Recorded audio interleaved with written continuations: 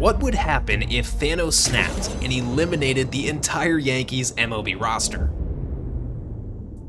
It's not the most pleasant thought to have, that's for sure, but the MLB has considered this and developed a disaster plan. There's a lot of nuances to this rule, but essentially the Yankees would be able to do a restocking draft and take one player from all of the other teams. Now, of course, the other teams can protect the majority of their best players, so the Yankees would only be able to get roughly replacement level, maybe some average level guys on the team. So that is what I have done today, essentially restarted the New York Yankees with an expansion level roster, and now I need to rebuild them all the way back until we win a World Series title.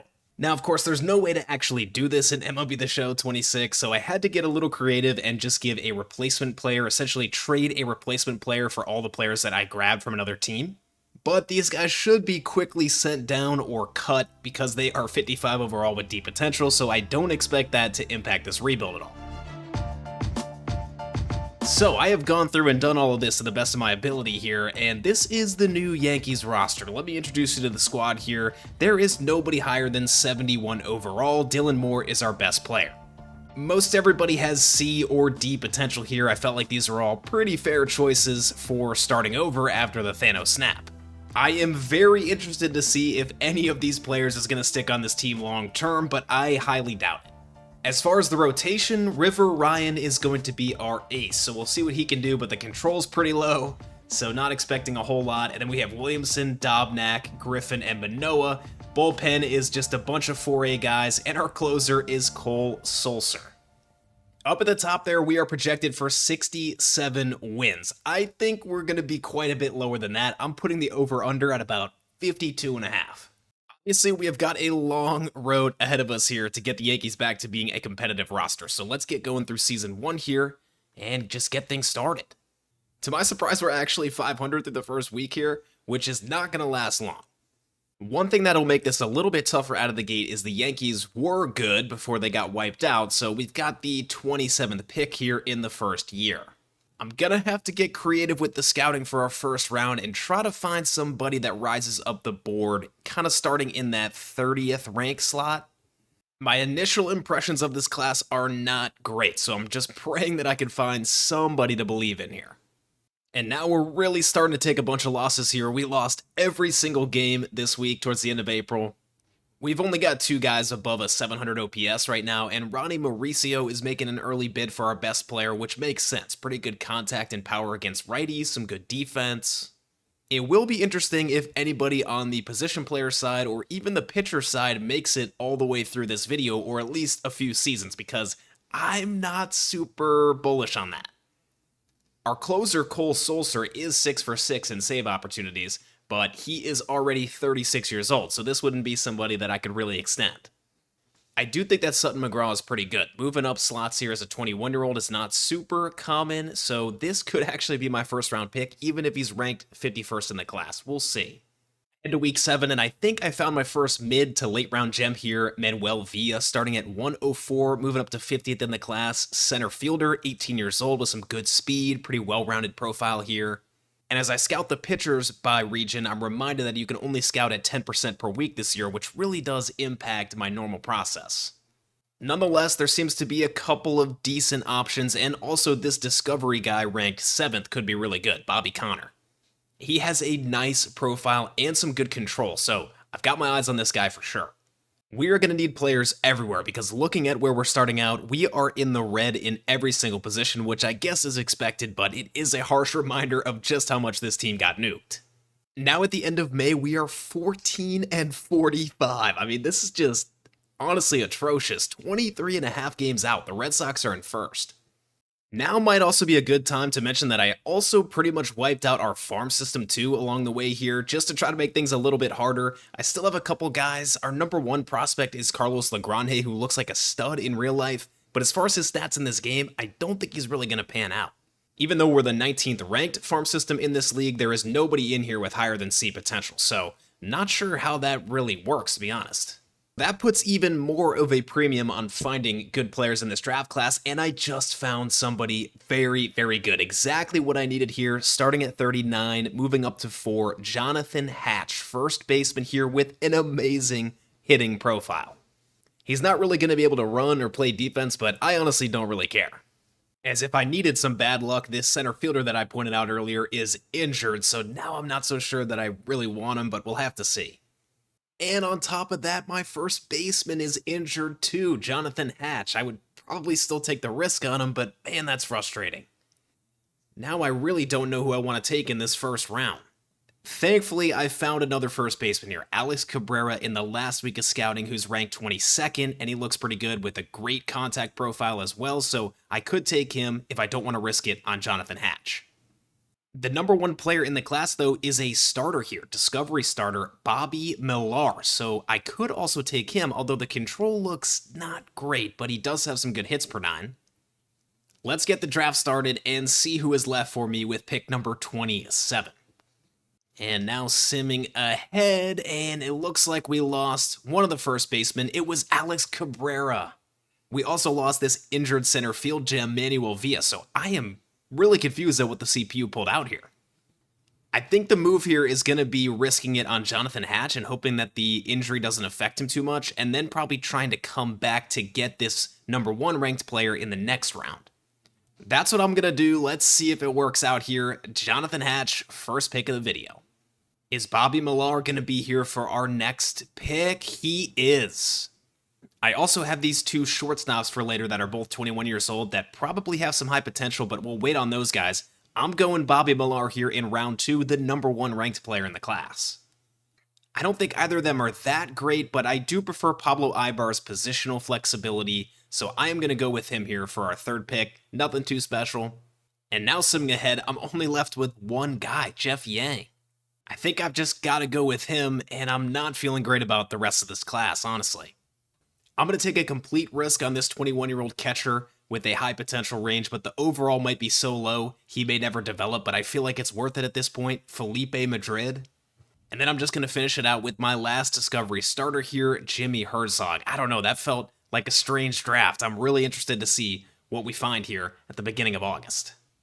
Which one of our lucky guys from this ragtag team ended up being an all-star? I am really curious to see who made it in here. Looks like it is Abraham Toro at first base, batting .232 with 7 home runs and 37 RBI. Ronnie Mauricio continues to be our best hitter, and then Toro's in third here. In between them is Brandon Lockridge, who is kind of an interesting player with some really good defense and speed in the outfield, and he's 29, so this guy could stick around for a little bit. But the point I want to make here is this team is so bad that even though we're approaching the trade deadline, there's nobody that I can really sell off. And as we get to signing the draft picks here, I'm just so curious to see if Jonathan Hatch is going to end up being good, but we can already tell that he got smoked in terms of overall and potential. I just noticed this. This is going to be a miss for us. Hopefully Bobby Millar, the number 1 ranked player in the class, can salvage this for me. So I've skipped past the deadline here, not making any moves. We're at the beginning of August, and we're 34-79. I mean, it doesn't really get much worse than that. We're projected for 54 wins. And I'm pretty nervous to look at my draft picks here. I'm just praying that we've got somebody to believe in the future. And, all right, I'm seeing some A potential here. Let's start with Johnny Hatch. The injury definitely impacted him, but he does still have 80 potential with really good contact. So I actually think this guy might work out okay. Now, Bobby Millar does have 92 potential, which is great, the number 1 player in the class. The problem is his control is kind of low out of the gates here, so we're really going to have to see what he can become. And honestly, the more that I look at it here, this draft class is just not good. Felipe Madrid does have 91 potential, but you can see he's 43 overall. Let's keep our eyes on Bobby Millar, but other than that, I don't know how much the rest of these guys are really going to impact this Yankees team, so we need to sim to the end of this season and go back to the drawing board next year. I don't think we're even going to get to 50 wins. As we get towards the end of things here, it looks like we're going to end with 46. That is as bad as it gets there. We were 46 games out of the division as well. The next closest team to us in the AL was the Angels with 70 wins, so we are truly at rock bottom. Simming to the offseason here, and the Tigers take down the Pirates in the 2026 World Series. How about that matchup? Let's get into this offseason. We need to get some free agents here and just rebuild this entire team, to be honest. full rebuild central here. I'm going to have to get like 15 free agents probably, but just starting with a couple of larger targets, I wouldn't mind getting a front of the rotation starter this early in the video. Rogers wants 6 years. I'm cool with that. And then Brandon Lau, he either hits well for us or we trade him at some point. I think he could really farm the short porch over there in right field, being a pull hitter and having that power. Pirates just grabbed Shea Langoliers from the A's. I don't know what is going on there. That seems unlikely. We don't have any franchise guys, but it looks like Brandon Lau is interested in joining the squad. I'm not going to waste any time here. Let's get our first deal out the window, and I'll even bump it up a little bit. I believe in B. Lau. Looking for a middle of the order bat here, and we got the Pens. Off to a good start here. I have to admit, though, as a Rays fan, seeing B. Lau in pinstripes does not feel right. I changed my mind on getting an ace. I think I actually need to spread this money out a little bit more. We don't have as much budget as I thought. I need to look a little further down the list here at some guys that are more around the $10 to $15 million range. How you got all them opinions with no assets, but it's cool, I guess I can be the bad guy. Thanos snapped and eliminated this roster, and I have assembled the Walmart Avengers. I spent $93 million in free agency on these guys, and if we take a look at the lineup here, this is what it bought me on the offensive side. It might look a little ragtag, and that's because it is. This is one of the strangest lineups that has ever set foot on a major league field. It really all centers around Brandon Lau. This is our certified good hitter, and I guess that's not the worst thing in the world to be centering around Brandon Lau, but definitely not going to be our high watermark in this video. Other notable just good hitters here are both Ryan Mountcastle and Ty France. These are going to be everyday players for us. And then the last three in this rotation, I decided to just go strong defensively up the middle. So Lockridge coming back for center field. Look at that speed. Look at that fielding. Then we've got Jake Rogers behind the plate here. Great fielding. No contact at all. Check out some of the shit I pulled off to hit against lefties. Look at Andujar here. 99 contact. Then you go to Ibanez, 81 contact, 90 clutch. Then you go to Mountcastle, 85 contact. I mean, I don't know. We might be able to pull something off here. I did invest in the rotation and bullpen quite a bit here. So we've got Savali, Eflin, Marsh, Rule 5 guy. Check this guy out. I don't think I've ever picked him up before. He looks like he could be something. B potential here. He's only 28 years old. Watch out for this guy throughout the rest of this video. Giolito looking for a bounce back here, and then Randy Dobnak coming back from last year. Great control, does not give up home runs. All four of these top guys have B potential, so they have some room for growth here. And then in the bullpen, I've got a very interesting Island of Misfit Toys in the middle relief here, but in the high leverage situations, we've got some dogs back here. We've got the human glitch, Jimmy Herget, we've got Jose Alvarado, and Keegan Aiken is going to be the closer. I don't know. I feel like I cooked a little bit here. Is this team good? No. Do we have a chance to get to 500? Yes. Savali and the boys taking on Paul Skeens here for opening day. So let's see what we got here, and we lose 1-4. That is about what I expected, but honestly, that's not that bad. What I really need to do is get a good draft class. If you stuck with me past that first draft class, thanks for staying around, because normally they don't look like that, but yeah, that one was not good, so this one needs to be a lot better.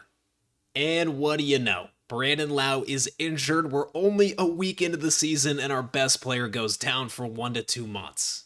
Unfortunately, without Brandon Lau here, our offense is really limping, and we lost quite a few games in a row to finish out April, so we end the month 14-18. Good news is, I found, I think, who I want to take in the first round here, Danny Taylor. Look at the contact skills, first base and outfield. Really like this guy. I said this a lot last year, but always make sure you're looking super deep into your classes, because you might find somebody like David Royster who's not ranked, and he has the type of profile where he can move up the board. So I'm going to scout him, and we'll see if this guy's a super late round gem. And in the meantime, we're playing okay here. We just took 3 of 4 from the Tigers there, and now we just won 2 in a row against the Giants, including putting up 12 runs. The offense is working. We're in 3rd place. You can see how much of a difference it makes to have Lau healthy and on this team. He is by far the best hitter we have, but Lucas, France, and Mountcastle are all pretty solid as well. And the rotation and bullpen is holding it together, so we'll see if we become even more competitive. Otherwise, there's definitely some guys I can trade in here. And there you have it. David Royster is now ranked. Even though he's only 100th, he probably is going to have a low overall, but this guy is going to have super high potential. So hopefully we can get him with like our last pick in the draft. I'm thinking for this draft class, it's going to come down to either Eric Villegas, the #1 player in the class, the starting pitcher, or the best hitter I found, Danny Taylor, who I really, really like. Look at this contact. I think he's probably my favorite. I'm going to put him at the top of the board, and I'll put Villegas right behind him. But if we can get either one of those, I'm happy. Let's see what happens here, because I really need to get some good prospects on this team. Otherwise, this might take forever. And look at this. Mid-round guy going first overall. And second overall, there goes Villegas to the Royals. Just need to wait one more pick here. Are the Rockies going to take Danny Taylor? Please don't do it. Okay, they took Pete Montero. That guy looked way too good to be true. We have just gotten the Yankees what is probably going to be one of, if not the best hitters in the entire league. So I'm feeling pretty good about Danny Taylor here. Welcome to the Yankees. And thankfully, I've got a good choice here for the second round. Willie Lewis is on the board. He went from 82nd to 9th in the class. Starting pitcher here who has some really nice control. No clutch at all, but I'm not as worried about that. I'm going Willie Lewis, or Lewis here, probably Luis, for this next pick. Speedy center fielder Joaquin Del Villar moved up the board a little bit here, so I'm going to go with him for our next pick. And I cannot believe this. I don't think I'm misremembering the name. It looks like somebody else scouted Kevin Mangles. Was this not the guy that was unranked, or am I just making this up? I don't know. No, it was David Royster. Okay, I was making that up. Anyway, I'm going Marco Castro here for the next round. Should be pretty solid. David Royster is still here in round 5, so we'll go with him. This was the guy who started not ranked. I don't know what I was thinking. And for my final pick here, I'm going with a 21-year-old Discovery starter, Manny Bautista. That definitely feels better than the first draft. I guess we'll see. All-star this year, we have a relief pitcher, Brandon Waddell. 56 innings to a 1.6 ERA. This guy's killing it. The Red Sox are well ahead of us in the division, and they are shopping Marcelo Meyer. Maybe this could be a target for us. They are looking for a second baseman, and this hurts a lot, but I'm wondering if I should trade Brandon Lau. We are paying him quite a bit of money. I mean, he's our best player. God, it's a really tough call. Meyer for Lau is accepted. So we have got a new member of our future core, which is funny because he's obviously a Red Sox in real life, so it's a little weird with Meyer coming over to the Yankees, but he seems like a pretty good player with beat potential, and obviously we've got a bunch of team control with him. So we're going to probably be rocking with Meyer for the rest of the video. We'll see how he does. Going past the deadline now here, we're 52 and 60. So I was hoping for us to get to about 500, but we've sold off some of our best pieces. And yeah, we're going to have to try again next year. I'm really, really excited about this draft class. I think this is going to be really good. So let's see how we did here. And that is looking nice. It all starts with Danny Taylor, 95 potential for the kid, and look at the contact, 91 versus righties right out of the gate here. He is definitely our new best position player prospect, and I would say that our new best pitcher prospect is Willie Lewis here. Great control, should round out the rest of the stats besides his clutch pretty nicely. The stamina is a little bit low, but he is 70 overall with 89 potential, so he is not too far away from being in the majors. Overall, I mean, this class is looking pretty solid. Some long-term guys here towards the bottom, and then Danny Taylor and Willie Lewis should both be key pieces of the team here in the next couple seasons. Let's go ahead and sim to the end of this year, see who wins it all, and then let's get into Season 3, where we really start to get into the meat of this rebuild. Okay, 77 and 85 this year. Definitely starting to climb out of the hole. Didn't get to our target of 500, but overall, not bad. We have really got to improve this offense going into next year because we were last behind the rebuilding Cardinals. We were only about 300 runs behind the Dodgers, the best team in the league, and the Yankees are actually the best offense in 2025 in real life, so long way to go to get back to there. But we were 5th in ERA, so we got something going on here. Savali looked really good, 3.17 ERA. I've also got our closer, Keegan Aiken, for another year, so we'll definitely be having him in the back end of the bullpen here. He had a 3.02 ERA. I don't know, there's a few guys in here that I'm liking quite a bit, and I'm actually rocking with my guy, Alec Marsh, a lot. I'm going to give him a longer-term deal as he gets into arbitration here next year, and this was the Rule 5 guy. So he's going to stick around.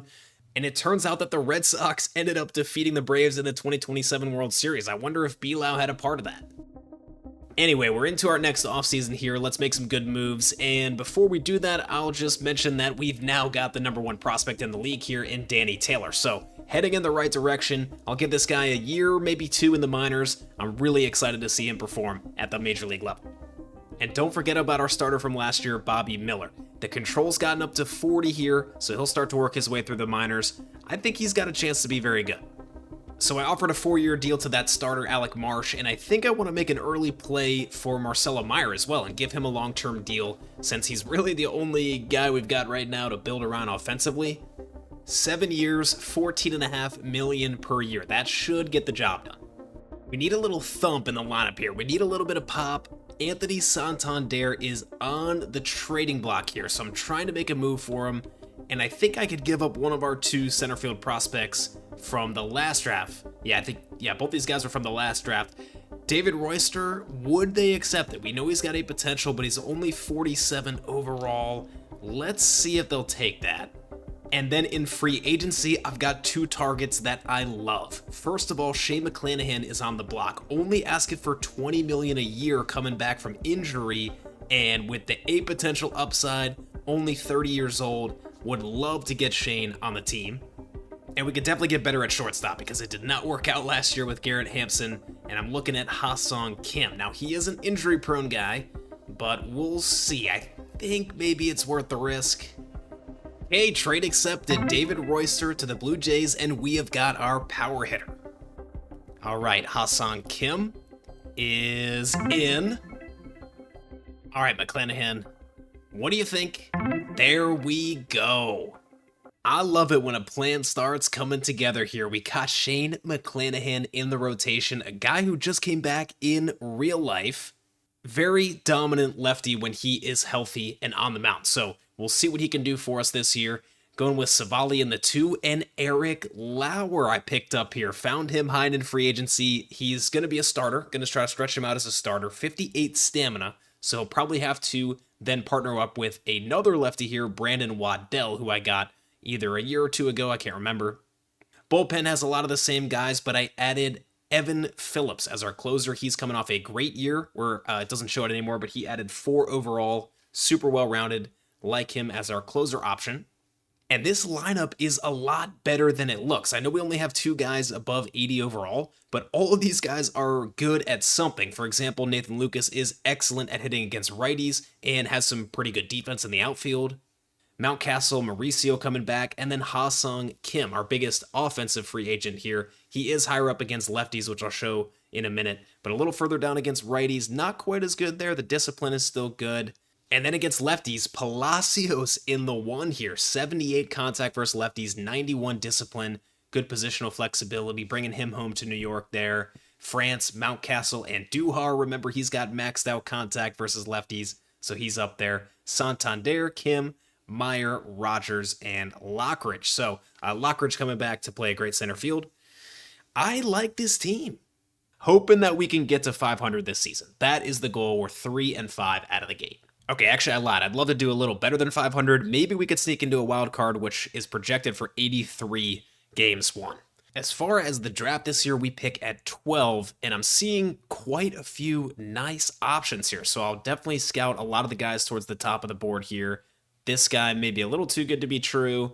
I think this second baseman, Charlie Diaz, I mean, the contact, again, might be too good to be true, but I feel like it's worth checking on Charlie here. Only 1 divisional series here in the entire month of April. We do have a lot of games in the AL. We just lost some games to teams in the NL. But yeah, we don't play anybody in division until Toronto at the end of the month. And we are at 500 here, but it looks like things are tight at the top with the Blue Jays at the top. So far, we've gotten a ton of production out of Santander. 8 home runs, 16 RBIs just in the first few weeks here with the 1.0 OPS. So hopefully he keeps, not to that level, but keeps it up pretty nicely. And then let's see, McClanahan with a 3.68. So we'll keep our eyes on him. And I'm liking the looks of Charlie Diaz here, going from 13th up to 5th. So with the 12th pick, we'll see. I definitely need to look at some other guys towards the top. And we finally discovered a high-ranked position player. I think this is the first time. And this guy looks like he's going to be pretty good.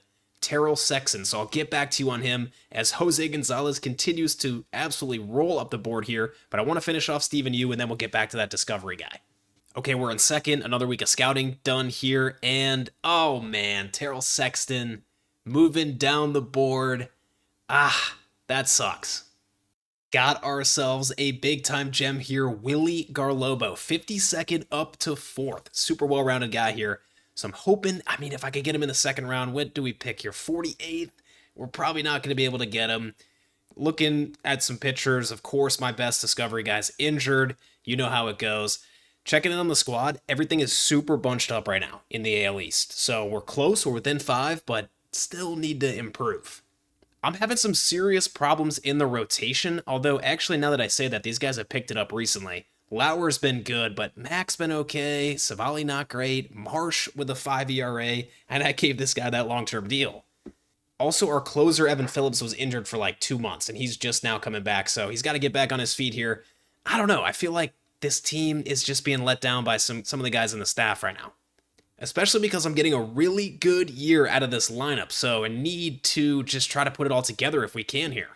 Holy shit, I just found a two-way player, Daniel Lowe, starting pitcher and first baseman.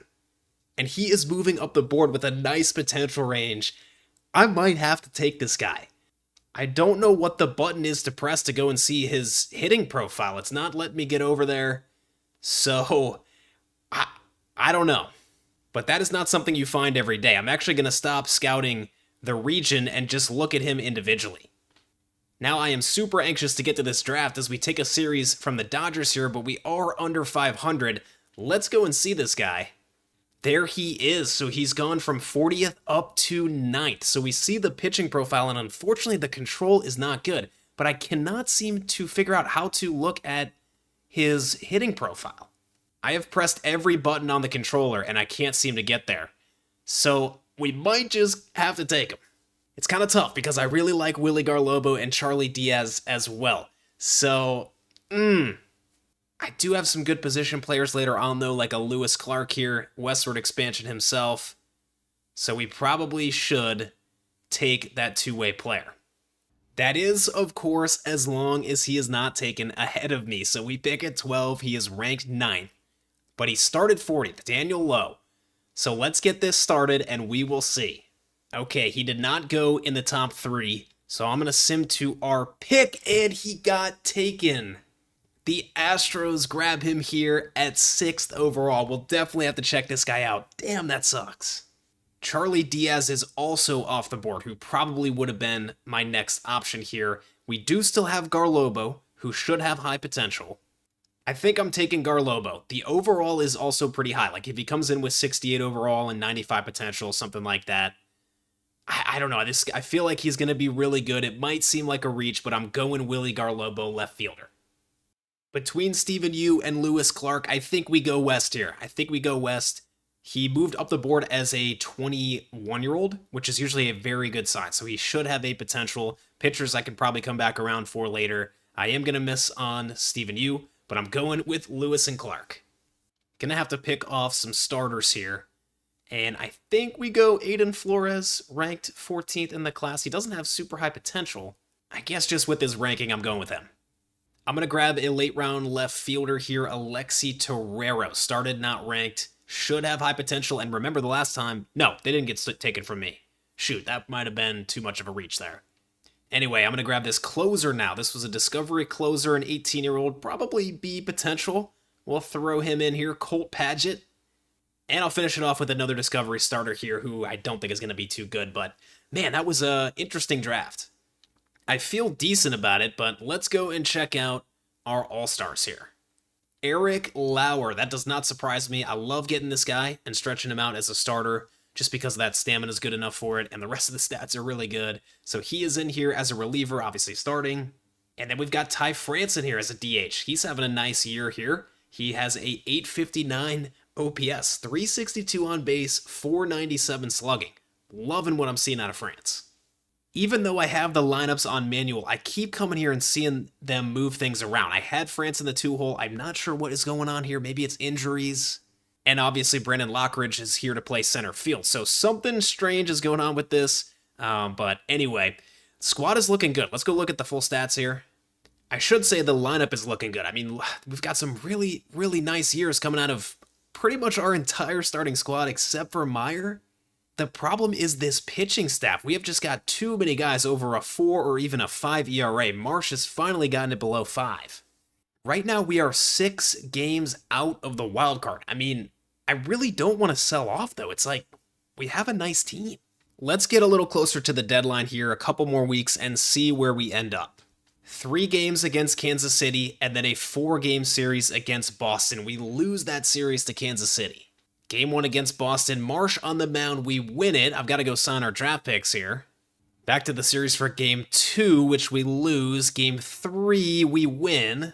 We've got to win like 4 or 5 in a row here for me to feel really confident to not sell somebody off here. So final game of the series, we lose, headed into Toronto, we win the first game.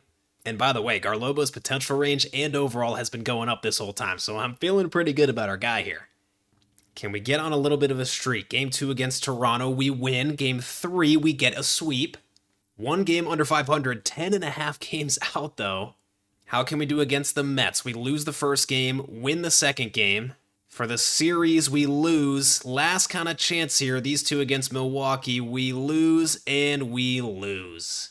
Honestly, super disappointing. I really am bummed that our pitching staff was not able to pull it together for this offense. And that means I have got to figure out some trades. All right, I pulled one off here. The Guardians get Savali and Duhar and Hampson, all free agents to be, and I just really wanted this prospect right here at third base, Jim Morrison. I had to take a little bit of payroll off their books, so I went for George Valera. Okay, I traded Evan Phillips and Keegan Aiken here, our best 2 relief pitchers, for Andre Crawford. Similar thought behind this, great contact and good defense. He is also a top 100 prospect, so we'll take that. Overall, pretty disappointed here. Thanos has now set us back officially 3 years. But I am optimistic about our draft picks, especially Garlobo. I think this guy's going to be really, really good, and there we go. 98 potential. And 71 overall for Garlobo. I went with my gut for that first pick, and it worked out. This guy is going to be a 5-tool player. He's got some great speed out of the gate, but, I mean, just look at how well-rounded he is. Everything is in the 50s except for, like, his bunt, which I don't really care about bunt. So that is a massive, massive pick. And he probably is the number 1 ranked player in the league now. We'll come back and look at the rest of the class here in a second. I need to go check on our guy here. And here is Daniel Lowe, the 2-way player. So there's the pitching stats. Not great. Can I see the hitting stats? I cannot figure out how to see the hitting stats. So I don't know if this is a glitch or what's going on. Let me know in the comments if you found a 2-way player. But yeah, Daniel Lowe. Back to our guys. Lewis and Clark is looking good. 94 potential. He is a little older, and we need to work on the contact, but 94 potential is excellent. Aiden Flores looks decent as a starter here. He's got the control, that's for sure. Need to work on some other stuff. Torero is a massive project here. 46 overall, 89 potential. Colt Padgett, the closer, 81 potential, 58 overall. Think he could be decent someday. And then I finished it off with another starter that I'm probably going to trade at some point here. So, I mean, really, these first 2 picks are awesome, especially Garlobo. This guy's going to be a stud. How about the White Sox here? Pretty solid draft from them. I need to maybe take more closers early because I keep seeing guys like this. 74 overall with 95 potential. Looks like a monster. I think we lost almost every single game here in the final month to finish 70 and 92. Yeah, hang on a second. Look at our September. We only won 5 games in the entire month. Man, I have got to figure something out with this rotation in a big way. Whatever I'm doing is not really working. McClanahan and Marsh are going to be around for sure. I, of course, believe in McClanahan, and he developed very nicely. Went up to 86 overall this year. I mean, he has a good defense behind him, so I don't know. There's maybe a couple guys in the bullpen that can come back. Lauer's definitely going to be back in the rotation. I put it on auto here. So I feel good about maybe those 3 guys, Marsh, McClanahan, and Lauer, but Marsh did struggle. Down year for Meyer, we saw that earlier, but he did improve from 78 up to 81 overall. What was his WAR looking like here? he put up 2.5 WAR. So this is kind of what I was saying, why I wanted to extend him. Even with a down offensive year, the defense is really good. And he still has some more room for growth. So we'll keep our eye on him. There's a lot of guys that I kind of like in here, especially at the top. Ha-Seong Kim, great signing. He had a really nice year that was wasted. And same with Santander. Huge trade for us. 37 homers for the kid. I mean, I got exactly what I was looking for. He should have led the team in slugging. Yes, he did. So, and you know what? He also improved at the age of 33. So, I mean, it's just a weird year. Let's get to this offseason. Who is going to win this World Series here? It is the Mariners. Okay, defeating the Cubs. Okay, we're getting ready for opening day here, 2029, and I have pretty much completely rebuilt this team here, at least on the pitching side, and we're ranked 19th, 14th in pitching. Definitely the best so far in this video. So I added Drew Rasmussen into the rotation. He's just incredibly well-rounded, and he's been very consistent in all 3 years so far of this simulation. So feeling good there, expecting a step forward from Shane. Lauer was great, massively expecting a step forward from Alec Marsh here. And then I found Javier Assad. So we're going to convert another reliever into a starter here. Maxed out clutch. Kind of unnecessary, but we'll take it. Williamson in the long spot here. And just kind of some random guys in the middle, which I feel good about all these guys. Kranick has been excellent, by the way, on this team. And then I totally redid our high leverage guys. So we have Varland, Spire, who cost me $10 million, but I really wanted to get him. Look at the seasons he's had. 1.63 ERA and a 2 ERA. So high expectations for him. And then obviously Yohan Duran is our closer. So a lot has changed here. I gave up on one of, if not the last guys from the Thanos snap here from our recovery draft, and it was River Ryan. I just don't have any place for him, and the control never got there. It actually got worse last year. So he's gone, and I really wanted this reliever, Jeff Pryor, this prospect. So keep your eye out for this guy in 2 to 3 years. Michael Garcia was the big move here as far as trades go. Very interested to see what he could do here in a Yankees uniform. Love this guy, so feeling good about it. Most of these guys are about the same. I brought Ty France back. I am giving Liam Hicks the keys here to catcher, at least against righty. So I'm going to give him most of the playing time. Love the plate skills, questionable defense. I did decide to bring Lockridge back for center. The defense is just too good, and I need him out there. And then we have one of our young guys, our first prospect coming up, Danny Taylor. At this point, with 96 contact against righties, he needs to be on a major league field. He's only going to DH because that fielding is terrible, and he's only going to hit against righties. Against lefties, things look quite a bit different. Palacios is coming back here, and then we've got Joey Wiener coming in. Nice stats against lefties. Only concern is the vision and the discipline's not great, but the contact, the power's good, the fielding is solid, so we'll get him out there. I brought Jonah Hyman as our backup catcher, and I think that's about it. At this point, we are once again a $200 million team. So right up in the middle there, $210 million player salaries and staff salaries. So at this point, we should be making the playoffs. Otherwise, I am definitely failing as a GM. Just before we get into the season here, I want to mention that in AA, I'm going to be training the #1 prospect in the major leagues, Willie Garlobo, as a center fielder. He's got the speed for it. I think the fielding will get there. So yeah, he's not just going to be playing in the corners. I mean, this is a 5-tool type of guy. I want to get all the value I possibly can out of him, and I'm hoping that he can rise through the minors quickly. And I am jumping into another opening day here against the Guardians. Tanner Bybee's on the mound, a righty, which means that Danny Taylor is going to make his debut today. And McClanahan back as our ace. I'm hoping for so much more for him this year. 2028 was not great. 4.5 ERA. Certainly expect more than that. And Santander gets us started right away here with the 2-run shot. He has been excellent so far, as there's a couple base runners on here for McClanahan, and the Guardians are on the board. And they have now taken the lead as Danny Taylor steps up for his first at-bat.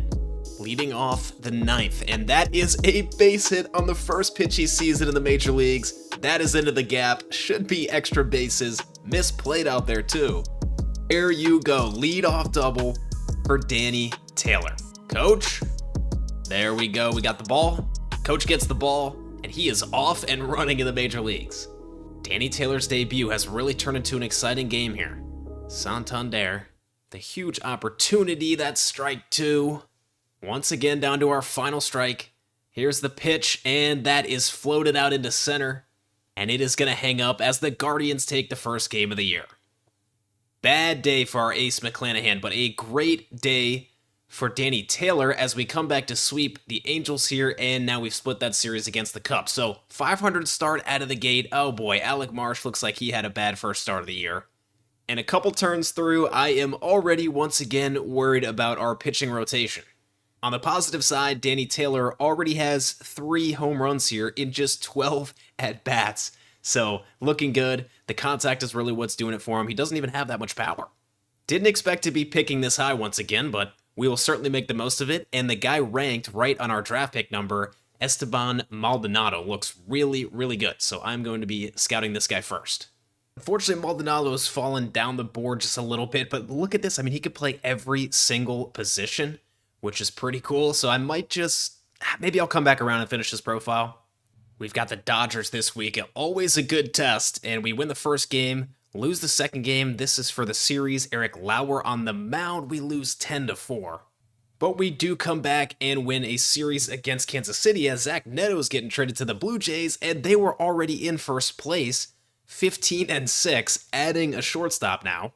We are finally about to take on the Blue Jays here. 4 games set. First 2 games, we lose the first, and we win the second. Okay.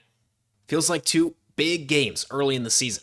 Game 3 of the series, we lose. To split the series, we do win. Okay, so we're at 20-15 here. Still right in the thick of it. Offensively, we seem to be doing pretty well. Ty France, Hassan Kim, Santander, Danny Taylor, the rookie, all playing great, and Marcelo Meyer off to a nice start, along with Michael Garcia, Joey Wiener hanging in there. And there's some good signs in the bullpen early as well, and just not as many egregious ERAs here, but we do have Alec Marsh at a 5 ERA. I think I just made a mistake here with this contract. I don't know. He's got to turn it around at some point. I've mentioned before, I do really like his stats. Got the control. He's well-rounded otherwise. So maybe he could figure it out at some point. Check this guy out. Chu Cho. Yeah, gonna need to scout this guy. And we're about to play the Blue Jays again here. I would love to win this series. Rasmussen for game 1. We lose. Lauer. We lose. Marsh. We win. Okay, and he didn't give up any runs. That is very good to see. Checking in on us as a whole here. Offensively, we're actually not as good as I thought. 14th here in runs scored. Let's check on the ERA here. The White Sox have the best ERA in the league? Okay, that's impressive. We are in 4th, so it's actually the offense this time holding us back. Interesting. We're not bad. We're just trailing behind here a little bit, and Chu Cho is looking pretty good. I've jumped ahead to July 1st, and everything is still about the same. The Blue Jays have a commanding lead here in the division, and we're right there with the Red Sox. Haven't had too much luck on late round guys just yet, but I did find this closer. I told you I was going to start to scout some closers, and I would like to get this guy maybe even in like the 2nd round. We'll have to see. We've actually gotten hot here heading into the draft.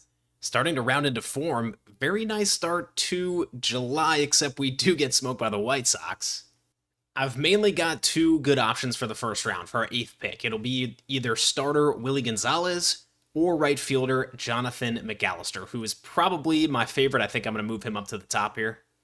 I did go ahead and finish off the profile of Esteban Maldonado here, and he fell further down the board, so he's not really the best option for the first round. Ooh, Maldonado goes 1 overall to the Cardinals. Okay, I think that was a mistake.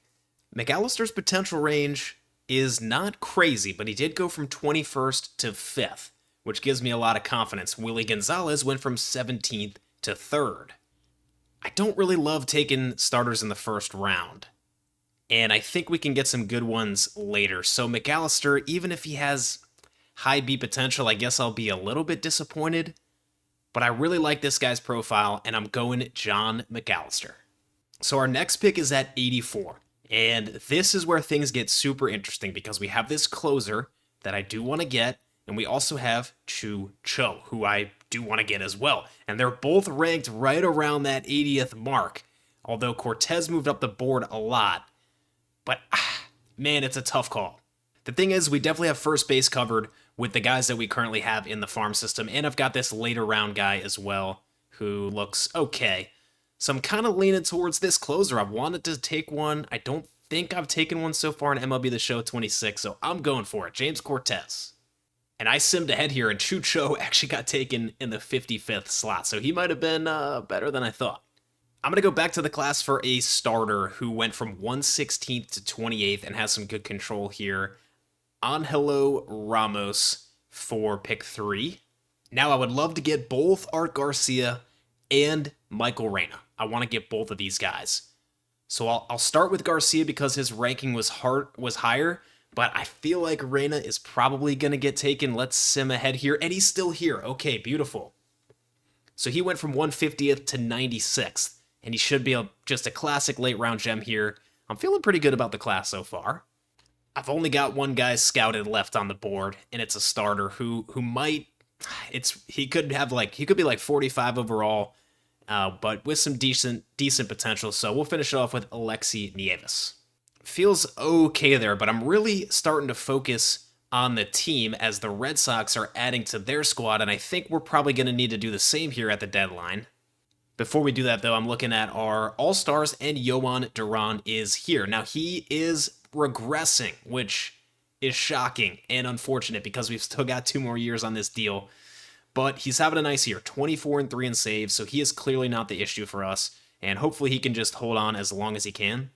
We also have Ty France here, back-to-back All-Stars. I brought him back for just that 1 more year, and he continues to impress.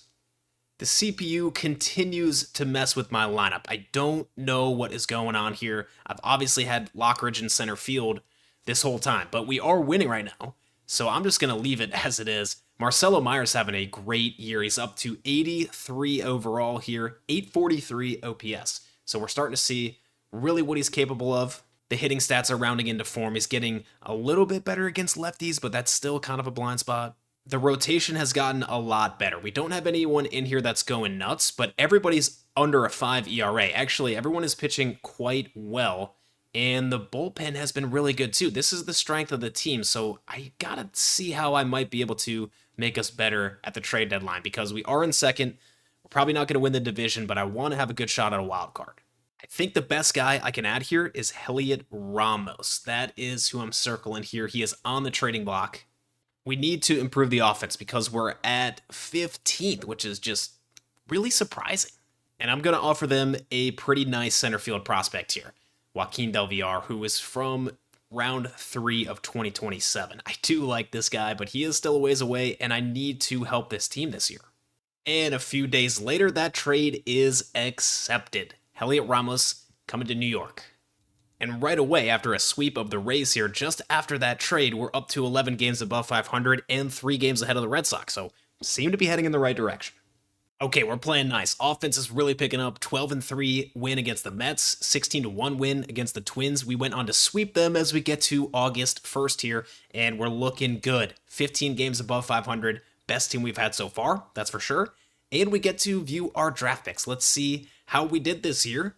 And, 99 potential down here for this starter that I took in the final round. I just pulled that one out of my ass right there. Okay, we will certainly take that. The control's not good, but 99 potential. No complaints from me. First rounder is a little disappointing. 84 potential. I was hoping for better than that. I mean, the fact that he rose up the board that much, it's kind of crazy that he only has 84 potential. That's our most disappointing pick, I would say. This closer has 94 potential, and he's 69 overall. Plus, he's only 18 years old. James Cortez out of the DR here, lefty. This guy is going to be really good. 99 potential for Alex Nieves. I've had some more luck with pitchers lately in terms of getting 99 potential. I mean, overall, my draft classes are still worse than they were in 25. That's for sure. But yeah, I mean, decent pick. Let's get back to the season. Quickly down in Double-A here, Willie Garlobo, the number 1 prospect in the major leagues, has an 866 OPS. Pretty good. Maybe Double-A would like a little bit more, but he has gone from 71 up to 75 overall. So looking promising here. And then looking at Bobby Millar, 383. So he's made massive strides on the control. I think it started at 40. So I've obviously been training it behind the scenes here, but it's still a little ways away from being at the major league level. I mean, the hits per 9 is excellent. So we'll have to see. He's our best starter prospect right now, I guess, besides the 99 potential guy, but as far as people who are close, players that are close to the show, Anthony Santander is gonna be out for 1 to 2 months, just what we needed. We should be able to weather the storm here between the guys that we currently have. I'm tempted to put Danny Taylor out there in right field, but I don't think he's better than Richie Palacios right at the moment, just with Palacios having 93 discipline. So I'm going to shift things around here, and we'll see if we can weather the storm. We've got a good test against Toronto, leading the division. We win the first game, lose the second game, and end up losing the series. That's about where my expectations are at right now when it comes to playing the Blue Jays. And we're in the last wild card spot, and they're breathing down our neck here. We are tied with the Astros, and the A's are out in front by a decent bit here. We need to have a good final month of the year, and so far it's just been back and forth as we face the Red Sox, and they sweep us.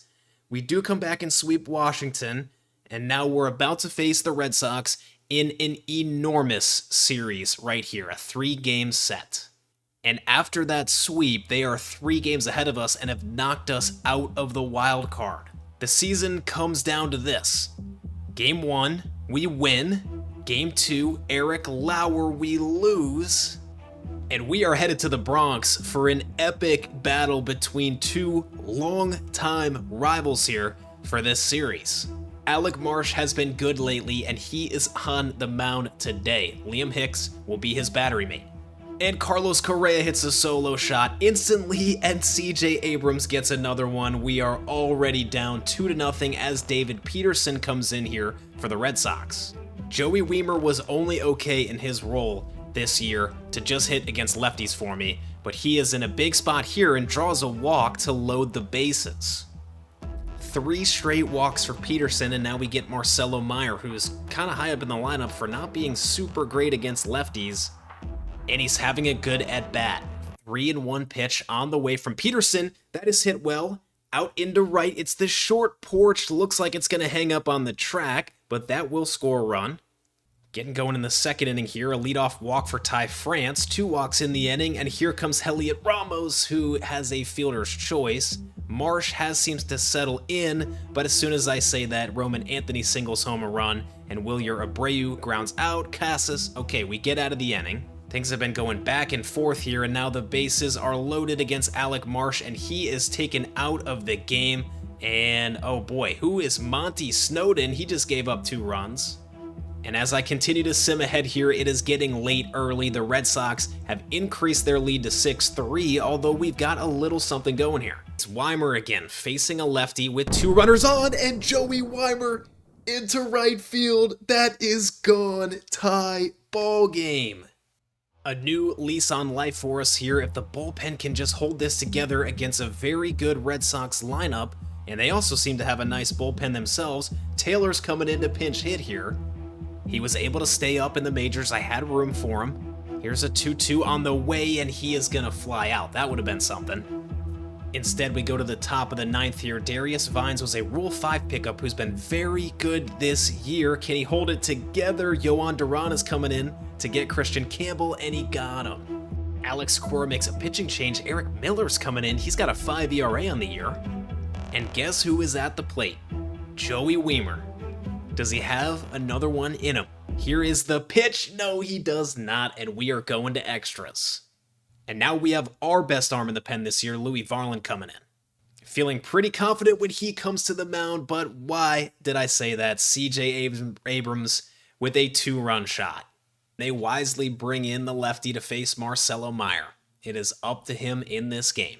Here is the pitch. Ground ball to third base. I think that is Carlos Correa over there who makes the throw, and the Red Sox win the series. And to make matters worse, our final series of the year is against Toronto, one of the best teams in the league. I think we're going to have to at least win the series, if not sweep them. Game 1, we lose. Game 2, we have too many players on our roster. Okay, back at it for Game 2, we win, and right now we are tied with the Astros. If we win this game, would we make it to the playoffs? We're about to find out. Simulating in 3, 2, 1, we win. And we've made the postseason as a wild card team. What a finish as we eke out the final wild card spot by 1 game ahead of the Astros. That was an electric season, and by the way, 3 teams from the AL East make it to the postseason here. And we'll be facing one of them right out of the gate here, the Blue Jays, who we just won that series from. Even with a nice boost from Heliot Ramos, we were only an average offense this year, so kind of complete opposite of last year. But we made a huge step forward in terms of pitching, although we did fall down here to 8th when it was all said and done. And I think we were at 4th or 5th at some point in the year. Rasmussen's a little low on energy, otherwise he would be our Game 1 starter, but we have this series in 2 days. So I'm going to go McClanahan, Rasmussen, Lauer, and Marsh. I'll move Javier Assad over to long relief here. I feel really good about the back end of the bullpen. It's just going to be whether or not our lineup wants to cooperate here during the postseason. And so we've punched our ticket here to play Toronto. They've got Cease going, then Tarek Skubal as their second starter, and Trey Savage as their third. So we'll see what we got. Anything can happen in 3 games. Game 1 is a win. Game 2 is a win, and we sweep them. Rasmussen, with an excellent start here in Game 2, defeats Tarek Skubal, who we put a few runs up on here. So, okay, I'm feeling a little confident as we go to take on the Mariners. They had 102 wins last year. In fact, they are ranked 1st in the league. And it's pretty clear to see why. They added Gunnar Henderson at shortstop and Nico Horner at second base to their current core, which still has an absolutely dominant pitching staff, Julio in center. You know these guys. This is going to be tough. Not to mention Cal Raleigh behind the dish as well. So we'll see what we can do here. Game 1, we lose. Brian Wu takes down Lauer. Game 2 is Marsh versus Kirby. We lose 0-1. And our backs are against the wall. Our ace, McClanahan, takes the mound for Game 3. And we are smoked by the Mariners. Just not able to compete with a roster of that level just yet. But this was our first really promising season as the Padres take down the Red Sox in the 2029 World Series. All right, it is time for Season 5, and we are definitely going to have to fill some holes here. Before we do that, I want to look around the league real quick and just show you what's been going on. Cal Raleigh has been sweeping the MVP in the AL for 3 years straight, and then Henderson was right behind him. So the team that knocked us out last year has the 2 best players in the AL. As far as the NL here, we have Soto winning 2 of them in the last 3 years, and Jonathan Aranda, former Ray, winning 1 in 2028. I don't know if I want to bring any of these guys back here. I feel like I want to switch things up a little bit. I did like having Palacios on the team, but for now I'm going to let all these guys go to free agency, and we will try to negotiate there. I want to try to get Wyatt Langford on the squad here. Very well-rounded player, and play some good defense too. We could also put Marcelo Meyer at short. The defense is looking good enough for him to do that as well, so that might give me some other flexibility. Let's go after Matt McLain here and see if we can get him to play second or short. His defense also looks similar to Myers. So Langford and McLain. Okay, big one, Wyatt Langford, our main target here, and we've got the Pens. All right, very good. Type of guy I like having on the team here. 5-tool player, Gator alum. Wyatt Langford's going to be here for 5 seasons. And Matt McLain is very motivated to join us, so I'm going to lowball him here, and I hope that he will join us as well.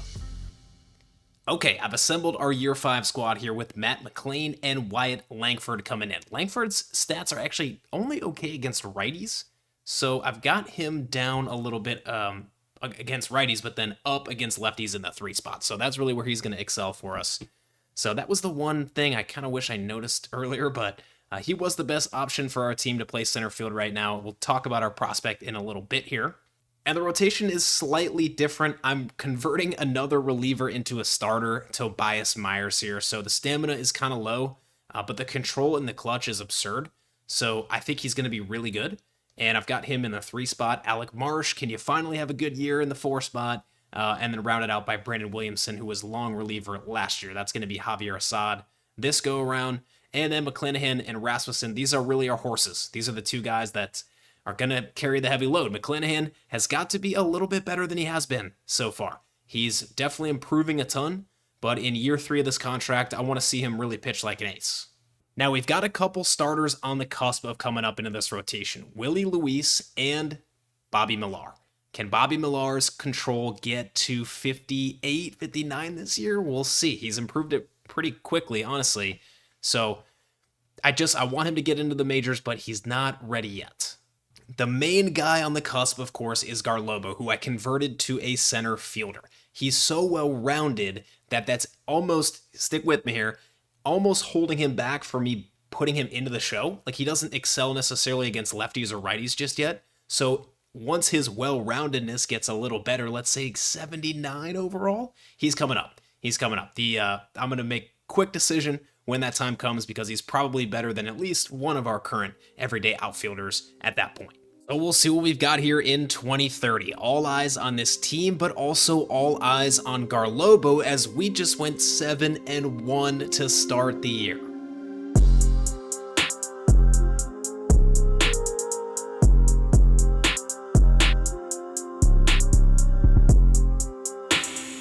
Down in Triple-A, Willie Garlobo is looking good. He is up to 79 overall, and he's got an 876 OPS. What's really promising to me is the on-base percentage and walk rate. This is something I was a little bit worried about here, but 351 on base, 10% walk rate, 524 slug. We'll throw that in there while we're at it.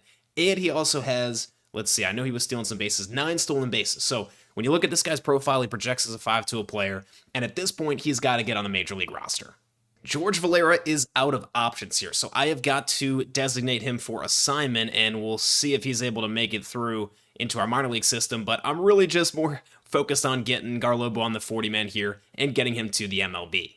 And the CPU continues to mess around with my lineup, even though I have it set to manual. I don't know what is going on, but that's not the point of this clip here. Danny Taylor should not be hitting against lefties yet. He's getting close to being an everyday player and taking over first base. But we want Willie Garlobo here in the outfield and playing every single day. I want him to get a lot of at-bats here. Actually, a lot of our guys are low on stamina here, so we'll see how that goes. But Garlobo is going to be a huge piece of this team. This is like franchise player. He wears number 99 for the Yankees. Let's see what he can do.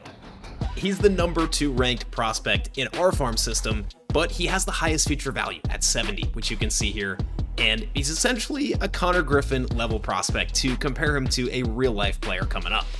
Looking right down the barrel here in Texas as Garlobo takes his first at-bat with former Ranger Wyatt Langford on first base. Here's a 2-2 pitch to Garlobo. The heater gets by him, 93 miles per hour. So down 4 now, facing a lefty this time. Garlobo trying to get something started for the Yankees here. There's a ground ball through the right side. Diving play by Tamar Johnson is not made, and that is the first career hit for Willie Garlobo. So there we have it. Garlobo is on the board, looking to fire up this offense, which is exactly why he's here. As fate would have it, he comes down to Garlobo in his first career game, and he goes down looking at a pitch down the middle. So not the best debut with 3 strikeouts, but he did get his first career hit. So I'll be looking for him to jumpstart this offense for us as we lose this series to the Dodgers, and I think I'm going to need to make some moves when it comes closer to the trade deadline here. For now, it's time for the MLB draft here, 2030 MLB draft, and we've got the 22nd pick. So obviously at this point in the rebuild, not super high up. There's really one main target for me. That's right fielder Marco Fabregas. He went from 22nd up to 8th, should be a bona fide, a potential type of player. So I would love to get this guy, but I'm not feeling super likely about it. I do have this second baseman that I might consider taking, but he's probably a B potential guy. I've gotten lucky here, simming ahead to our pick, and Marco Fabregas is still on the board. This is the guy out of everybody that I really wanted. The vision and discipline is a little concerning, but everything else is really good. So this will be my first rounder, right fielder Marco Fabregas. And we actually went on a really good run here into the All-Star break, winning a lot of games to get us 6 games above 500 as the NL defeats the AL here. We're 6.5 games behind the Red Sox. For All-Star voting, Tobias Myers is here, reliever turned starter for us just because of how good the stats are. This guy's probably going to stick around for a little bit here with that clutch and control, and he has a 2.59 ERA through his first 83 innings. Very happy about that. Yohan Duran is hanging on here. He's got a 4.55 ERA though, so not great. Obviously regressing pretty quickly. He has 26 saves, and he has only blown 2 saves. So even though the ERA is high, it looks like it's not affecting us too badly. And then finally, Wyatt Langford, our big offseason acquisition, is an all-star. He's listed as a left fielder, playing center field for us. And yeah, he's playing great. 857 OPS. Really happy with that in the middle of our lineup. Garlobo is off to a decent start, batting 290, but not a whole lot of pop, no home runs just yet. So we'll keep our eye on him, up to 80 overall here now. I really think I've got to figure out some way to improve this team. It's not obvious to me where we're bad offensively. I mean, everybody's been like, okay, maybe besides catcher Liam Hicks. He's really here for his offense, and he hasn't been doing that, so catcher is an option, but I also wouldn't mind riding it out with him. Let's go see what's on the block. I don't love many of the options. There's only one thing I can really think to do, which is to go for catcher Dylan Dingler, who's very good defensively and excels against lefties, so I think I could try to make a move, and even though we don't really need help in the bullpen, I'm super interested in this closer, Barrett Russo on the Pirates with a potential. This guy's not having his best year this year, but he's had a couple of insane years, so I might try to make a move for this guy as well, just because we are going to need a new closer once we move away from Yohan Duran. There's not really any other starters that I'm willing to give up at this point, and also we need all of our relievers right now too, and I don't have much in the farm system beyond that, so third base is Marcelo Meyer and Michael Garcia. I don't want to trade Jim Morrison. I'm betting on this guy in the future. Long story short, I don't think I can get Dingler. And that does hurt going into some division games here, as we do get it over the line with Barrett Russo, a closer for the back end of the bullpen. So we're chasing the Red Sox down 7.5 games, and a series is about to kick off with them, and Paul Skeens is on the Red Sox. I can't recall if I mentioned that or even knew about that, but Brandon Williamson goes up against him today, and we actually pull out the win.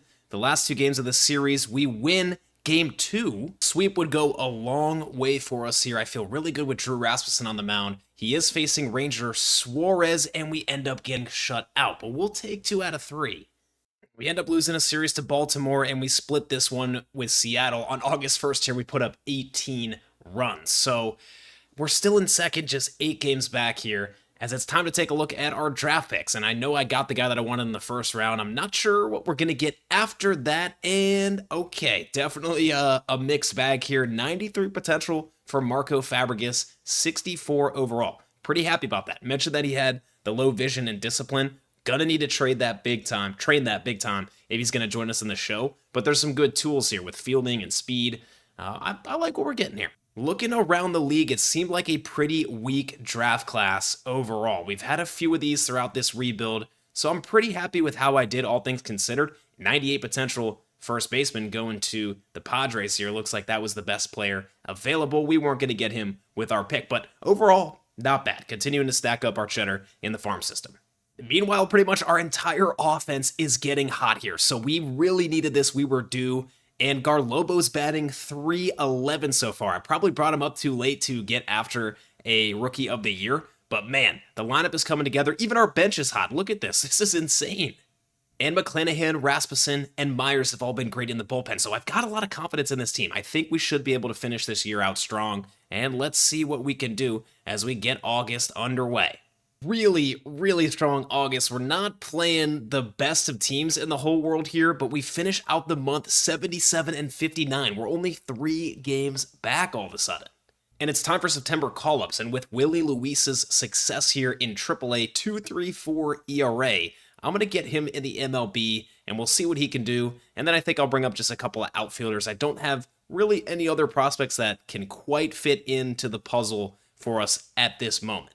We've seen that everyone else has been pretty good, and I haven't even mentioned Alec Marsh. Finally, I bet on this guy so long ago, and he's got a 3.55 ERA, up to 85 overall. He looks great. Didn't need to make any moves at the deadline. We stuck with the current roster that we had, and we finished with 96 wins, and we do win the division. Another really good step forward from 90 wins last year up to 96. Almost got to 100. I mean, this is a really good team.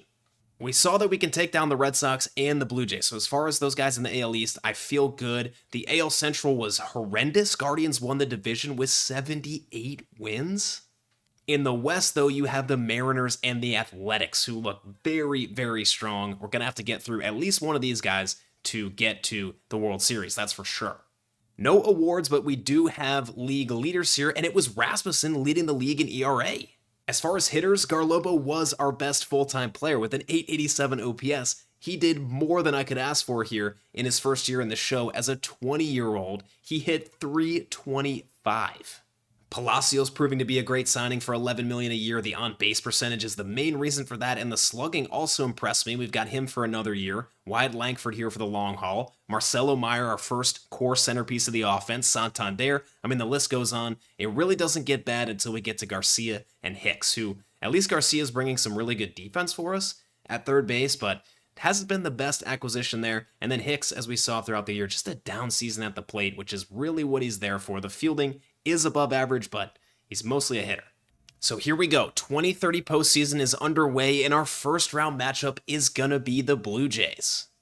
They took down that 78-win Cleveland team, no issues. So that is who we've got to face here. And in game one, it's McClanahan versus the youngster, or at least he was young, Trey Savage, which we win 7-4. Rasmussen versus Skubal for game two, and we win that one as well. We're eyeing a sweep here. It's Tobias Myers versus Dylan Cease, the big acquisition for the Blue Jays now 5 years ago in this save file, and we lose that game. Alec Marsh back again against Savage, and we win. We will be taking on the Athletics in the ALCS. Now, this might shock the world, but the team that was second in ERA behind us last year, as we ended in first, was the Athletics. So they have added the pitching between Alcantara and Glasnow to be really competitive. You pair that with a really good offensive core between Kurtz, Rooker, Soderstrom, Wilson, and Butler are all still here. And then you add Bryce Terang and Mark Vientos, who looks very good offensively, especially with that power here in this save file. Now, they matched our record last year, but we do have home field advantage here for the ALCS in the Bronx. I feel great with McClanahan on the mound, up to 91 overall. He should be able to help neutralize some of those good lefties in the lineup as a roaring crowd in the background here gets excited for the first game of this series. McClanahan being on the mound changes their lineup quite a bit. It pushes somebody like Bryce Terang way down into the 7 hole as Taylor leads off with a single, and we've got the bases loaded right out of the gate here. It comes down to Wyatt Langford in the 6th spot here, gets a fastball down the middle, and that is strike 3. The A's do get on the board first, but Santander with a 2-run shot here in the 3rd. It is 2-1. And McClanahan seems to be pitching pretty well today, but Prado gets him again, his 2nd home run of the game, and the A's take the lead here. Both teams are into their bullpens now. We're trying to make some kind of comeback here. Brian Abreu seemingly struggling in the postseason. This feels like the moment to strike here with 2 on and 1 out for Anthony Santander. He's 2 for 2 today.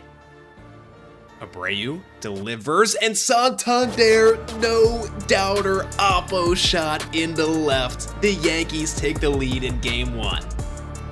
A huge pickup for this club a few seasons ago. Santander still holding on to that power, puts us in front. Bullpen just needs to hold on here. We can set up with Louis Varland, and that goes well. So now we bring in Barrett Russo, who gives up a leadoff single.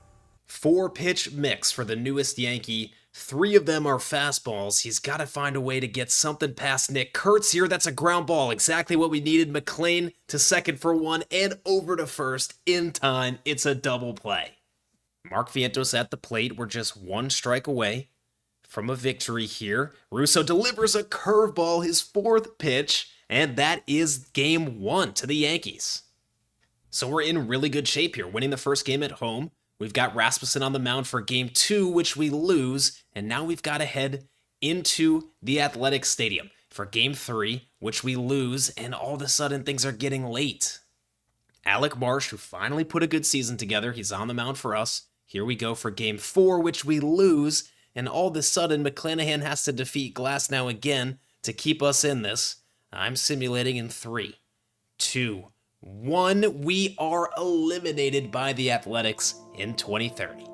And the Athletics go on to defeat the Dodgers in the 2030 World Series. Good for them. Kind of happy about that for the A's. But man, it looked like a great start to the postseason for us, and it just fell apart. And we'll be losing some key pieces once again here to free agency between Santander and Rasmussen, Hicks, Garcia. I don't mind moving off of most of these guys here, but the team is going to look a little bit different next year.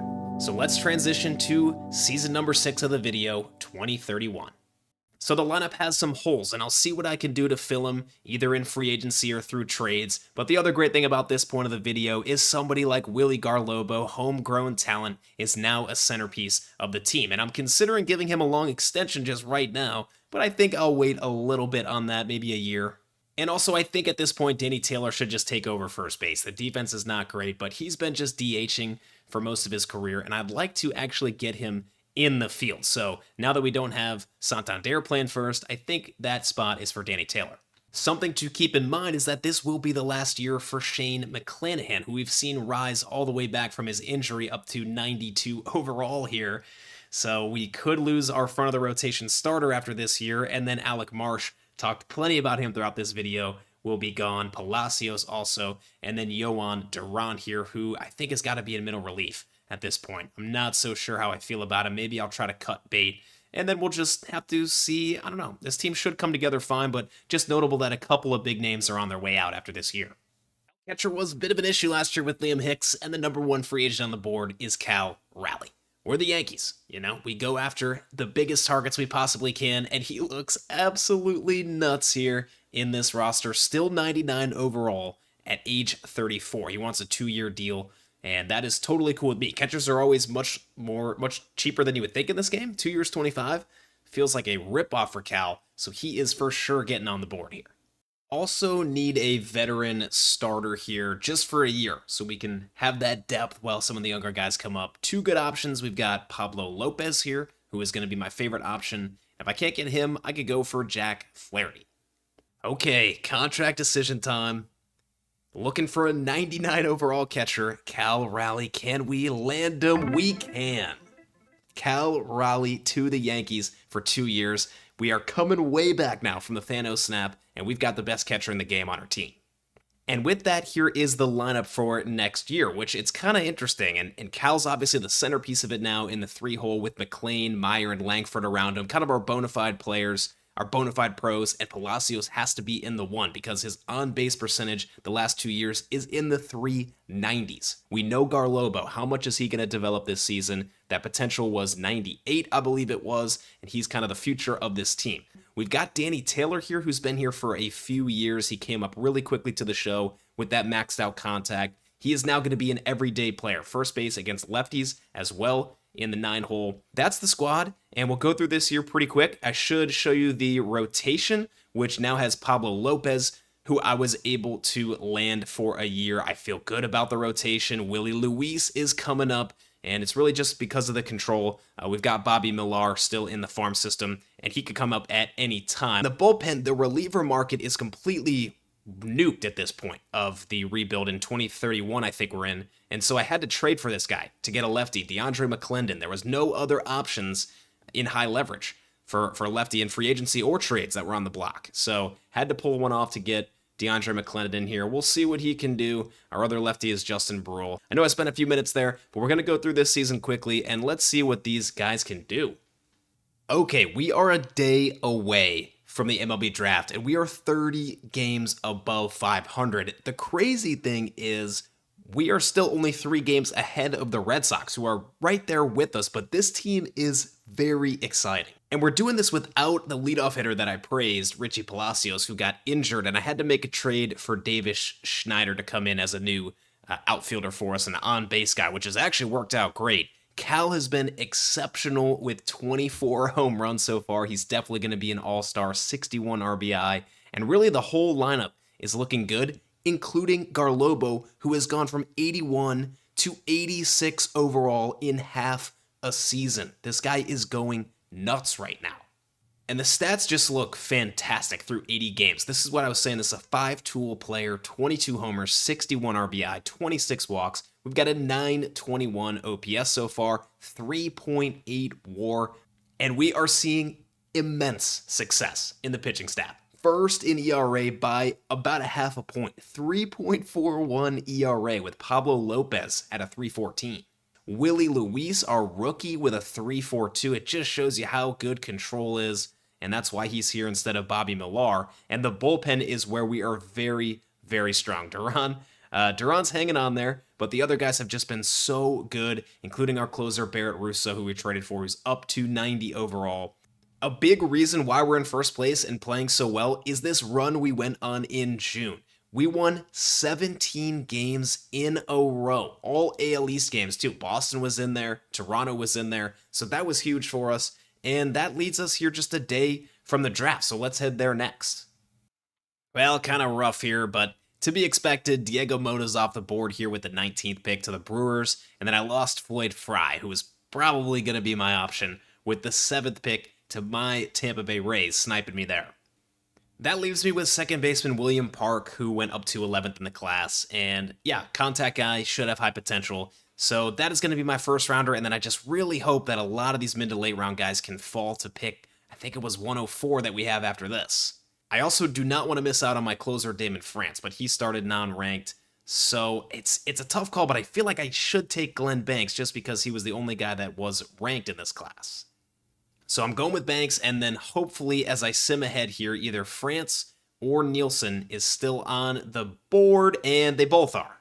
Let's go with Nielsen first, and then hopefully France is going to be there. Let's sim ahead again, and he is. So I'm going Damon France, and I'm liking this draft. I felt really good about the board going in, and it seems to be working in my favor. And now looking at our All-Stars, McClanahan is here in the final year of his deal, up to 92 overall, really turning into an ace for us, and he is rightfully an All-Star. Cal Raleigh, of course, is the best catcher in the league, and that makes sense. He's stayed up here at 99 overall so far, which is very promising. And then our young five-tool superstar, Willie Garlobo, is here for center field. It is great to see him just developing into a really, really good player. Look at how well-rounded he is. I mean, everything is yellow or better except for bunt, which I don't care about that at all. So this guy's just truly an all-around stud. Really solid finish to July here. Took a series from LA. Swept the White Sox here in 4 games. He'll take that. And it's August 1st. We are in first place. We're separating. It's actually the Blue Jays that are on fire. They've won their last 10 games in a row. So we're in good shape here. One of the best teams in the league. Let's take a look at our draft picks. I feel really, really good about this. So let's see how we did here. And we've got 97 potential right out of the gate here for William Park. 63 overall out of the gate as well. So moving from 63rd, I think it was, up to 11th in the class. He's got some great speed and contact right out of the gate. Definitely need to sharpen up the fielding and add some power. Our closer here came in 94 potential. He was not ranked and then ended up with 94 potential. So make sure you're looking deep in your classes. I always say that. For September call-ups, it's time to give Bobby Millar some reps in the show. He's continued to develop nicely, and you can see that the control is up at 62, which I think is enough for him to get his ERA around a 4, but we're going to find out. Let's give him some starts. And the lefty Millar is getting his first start today, so I'm really curious to see what he can do. So I'm jumping in here. We're facing the Padres, and let's see how he does here. Bringing in Schneider as our leadoff guy has worked out great, and he leads off the game with a solo shot. There you go. Cal Raleigh draws a walk here. We do just get the 1, and now Bobby Millar's in. Here is the southpaw facing Fernando Tatis Jr. He blows that 99-mile-per-hour fastball right by him. That puts us in a 1-2 count here. Tatis batting over 300 this year. Millar delivers. He got him to chase on a very weird swing. Another 99-mile-an-hour fastball for his first career strikeout. So far, so good here, getting into the 4th inning, and he gives up the walk, but gets out of it. Only 1 hit so far. He's still got a lot of stamina, and there is a game-tying solo shot by Steer there, but that's only 1 run and 2 hits so far through 5 innings. Can he get through a 6th inning here? At 82 pitches, Wood is leading off. This is a big spot for him. And Wood, that's smoked. Is it foul?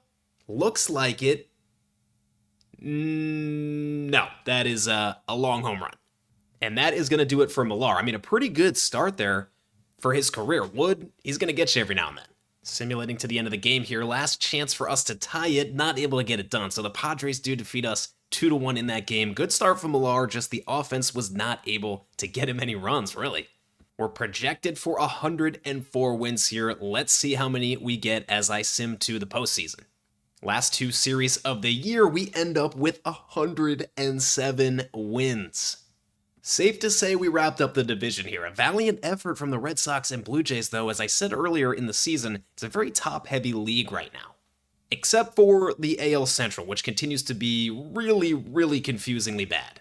I think this is the second time in the video that the Guardians have won this division while having a losing record.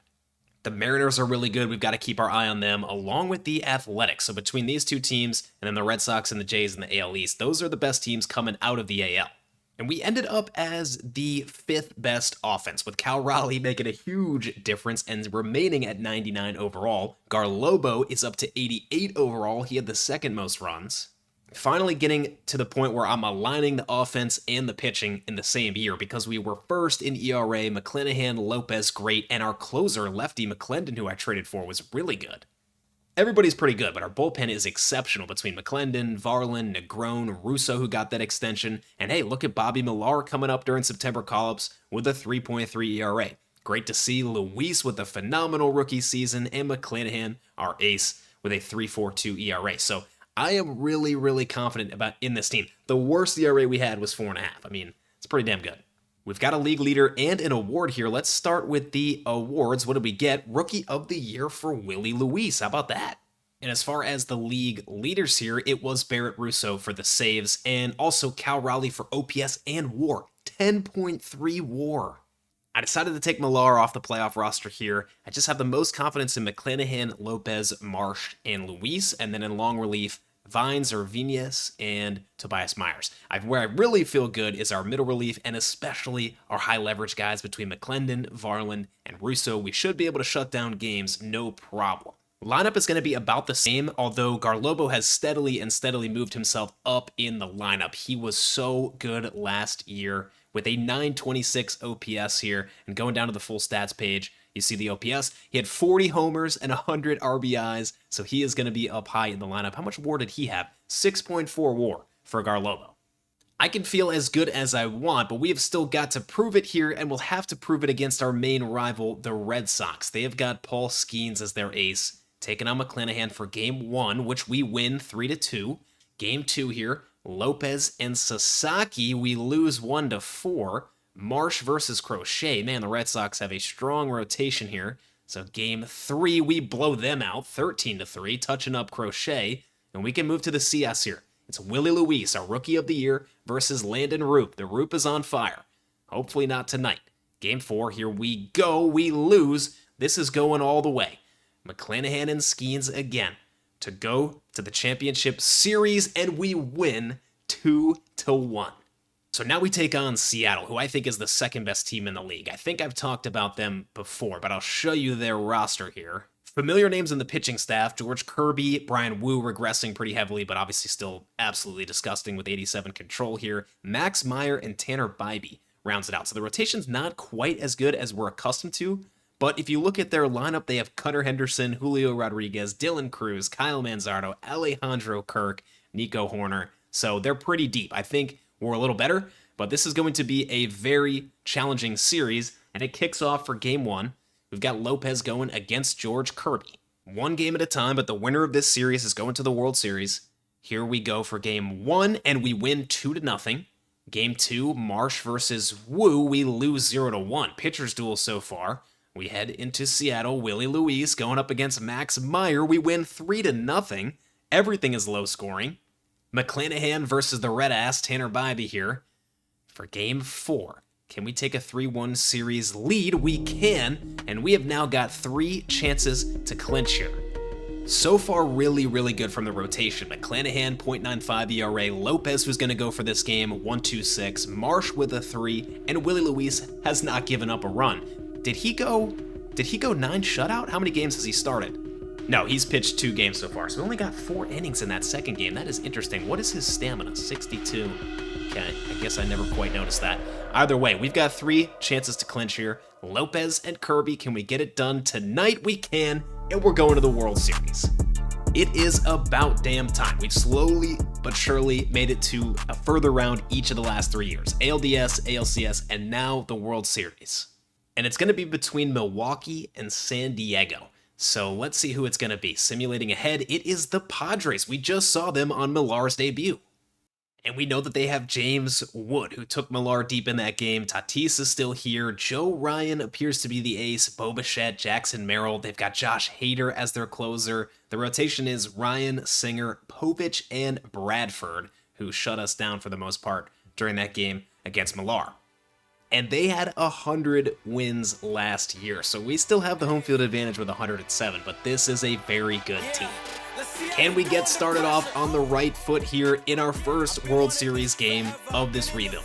Very excited home crowd here in the Bronx, packing the stadium, and we're starting off the World Series here. Both teams looking for this trophy.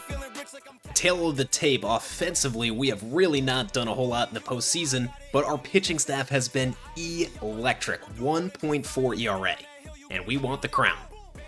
McClanahan trying to keep that good run going for the pitching staff, getting the game 1 start. Here comes Joe Ryan for the Padres, Schneider with a leadoff single, Cal rally walks, and we've got 2 on early for Garlobo. And so the count goes full. Ryan's going to have to come into the zone here. And the pitch is a backdoor sinker. Garlobo goes down looking. How about the first piece of our core in this video, Marcelo Meyer? 1-2 count, and he strikes out. Back-to-back Ks for Ryan. That leaves it up to Matt McLain in a full count. Are we going to get any runs in the first? Here's the pitch from Ryan and Matt McLain. No doubter. 3-run shot into the night sky. McLain with a bomb here, and that gives McClanahan a cushion. And we will take everything we can get against a very good Padres lineup that immediately responds on a Merrill 2-run shot. It's 3-2. And now the catcher, former Cub, Carson Kelly stepping in with 1 out. We'd love a ground ball double play, but that's a line drive over the second baseman's head. Garlobo's going to field that in right. It is not going to be fast enough, though. The tying run comes home. And Mac back out there against the top of the lineup, and this time he has a clean inning. And Cal Raleigh putting the power on display with a 2-run shot. We are back out in front by 3. And all of a sudden, the offense puts up a 5 spot here in the 5th, and we are up 9-3.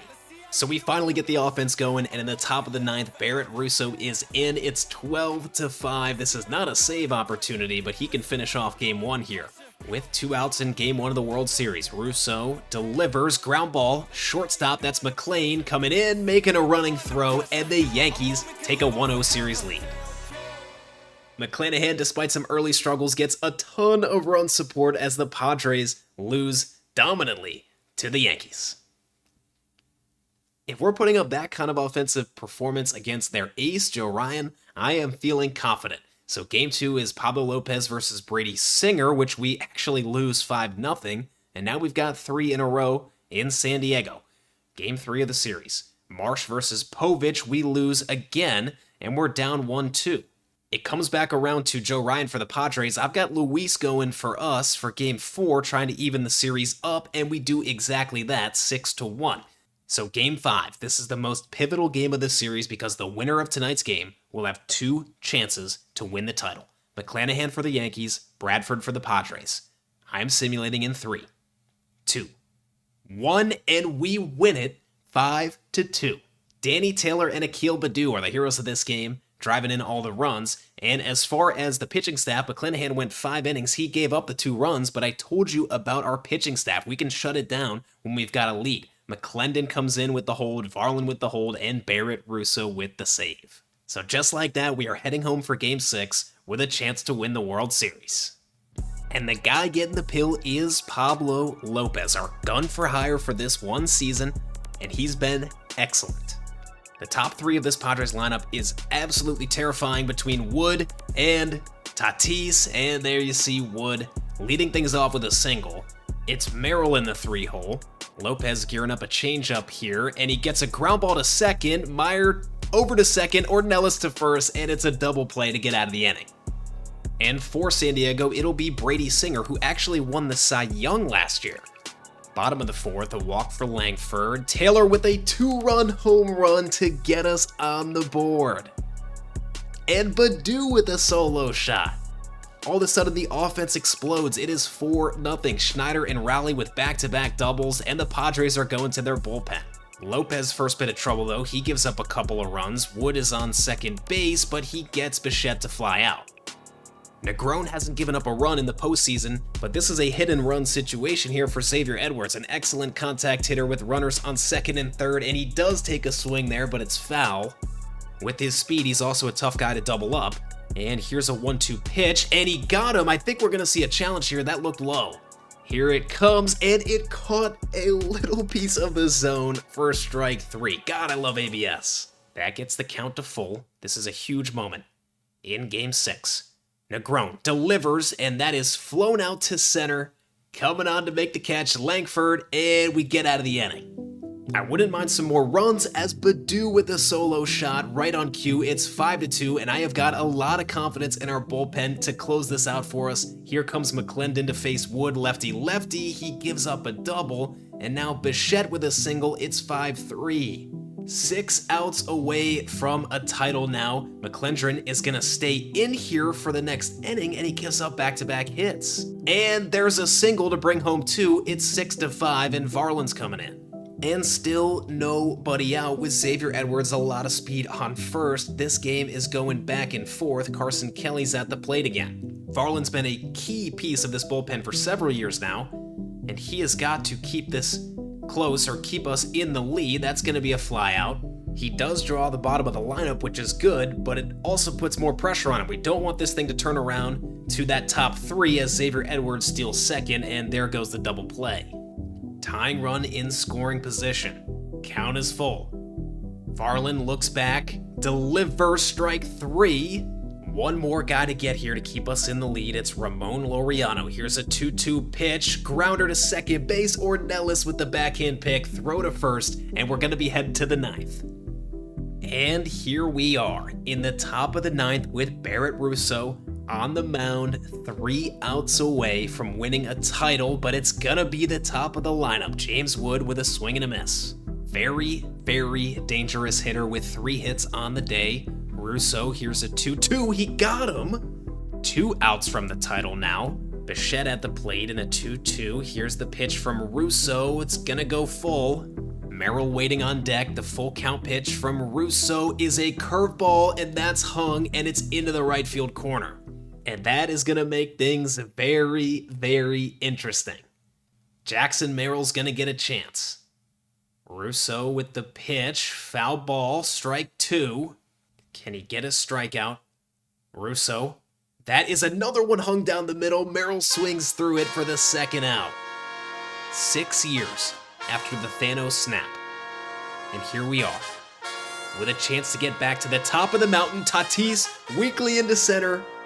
And Langford makes the catch. The Yankees win the World Series.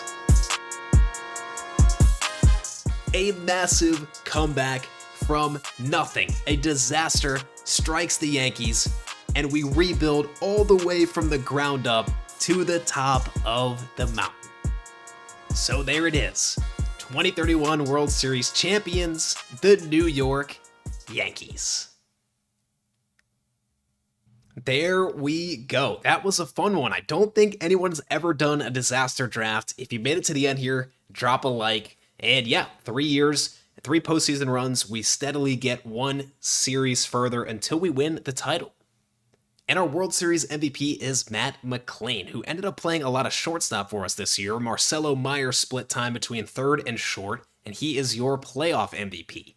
And man, did this roster come a long way from the disaster draft where we had to pick one kind of replacement level, slightly better than replacement level player from every team. Unfortunately, nobody made it to the end that I got from that draft.